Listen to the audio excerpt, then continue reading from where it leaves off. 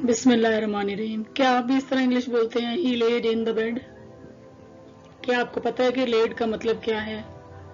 जबकि हम ये भी कहते हैं द हैन लेज एग। बहुत सारे लोग ये भी कहते हैं he is laying in the bed.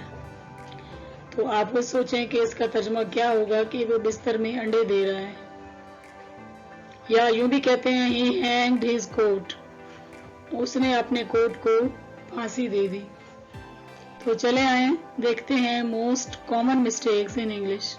अगर हम इन सेंटेंसेस को देखें तो ये सेंटेंसेस इनकरेक्ट हैं सारे के सारे, क्योंकि इनमें हमने वर्ब की फॉर्म्स को आपस में गलत तरीके से इंटरचेंज किया है। कैसे इनको करेक्ट करेंगे आइए इसी वीडियो में आपको समझाएंगे।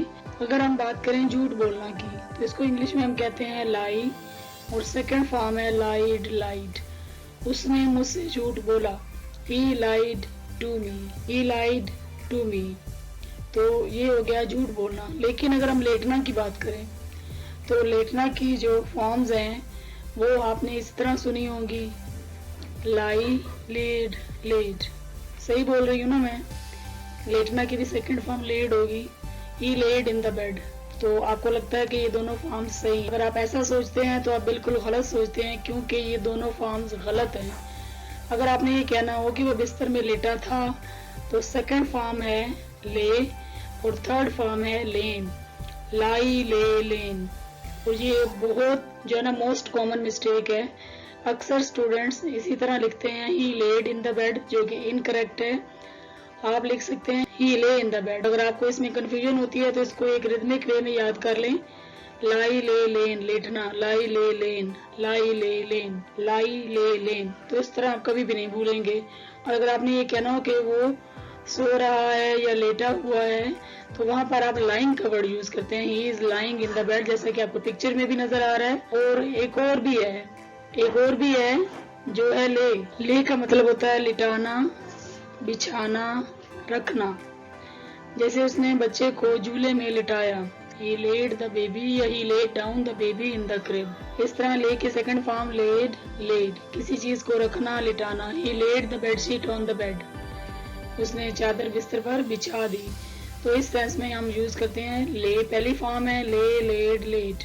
और अभी तो वो बात भी रहती है ना कि मुर्गी अंडे देती है, वहां पे भी तो हम ले यूज करते हैं। अंडे देने के लिए भी हम यूज करते हैं जी ले, लेड, लेट। तो अंडे देने के लिए भी हम वर्ड यूज करते हैं ले। The Hahn Lay's eggs. और अगर उसने पास्ट की बात करनी हो तो आप बोलेंगे द हैन लेड एग्स। ले, लेड, लेड, अंडे देना, ले, लेड, लेड, किसी चीज को अपनी जगह पर रखना। तो इन दोनों की जो फॉर्म्स हैं वो तकरीबन सेम है। ये दोनों तकरीबन सेम है। अगर हम इस तरह इनको देखें तो ये सेम है। तो आई होप कि आपको समझ आया होगा कि अगर आपने ये कहना हो कि वो बिस्तर पर लेटा हुआ था तो आप कैसे बोलेंगे। Please do right in the comment section. वो बिस्तर पर लेटा हुआ था, ही लेड इन द बेड, ही ले इन द बेड। चले आए देखते हैं एक बहुत ही कॉमन मिस्टेक जो अक्सर हम करते हैं। वो क्या है कि जब हमने ये कहना हो कि मैंने अपना कोट दीवार पर कहीं लटका दिया तो हम फौरन से कह देते हैं आई हैंग्ड माई कोट, आई हैंग्ड माई कोट। जबकि यहाँ पर जो वर्ड आपने यूज किया हैंग्ड, ये इनकरेक्ट है। क्यों इनकरेक्ट है? ये जो वर्ड हैंग्ड है और ये वाला वर्ड, इनका मतलब है फांसी देना। तो आप कभी भी ये नहीं कहेंगे कि मैंने अपने कोट को दीवार पर फांसी दे दी। तो अगर ये गलत है तो सही वर्ड क्या है जब आपने ये कहना हो कि मैंने अपना कोट दीवार पर लटका दिया? तो right word is hung, hung. I hung my coat on the wall या I hung my coat on the peg. I hope कि आपको समझ आया होगा कि जब आप दीवार पे कुछ लटकाने की बात करेंगे तो वहां पर आप सेकंड फॉर्म ऑफ वर्ब हंग लगाएंगे, हैंग, हंग, हंग। और अगर आप किसी को फांसी देना चाहते हैं तो फिर आप बोलेंगे हैंग।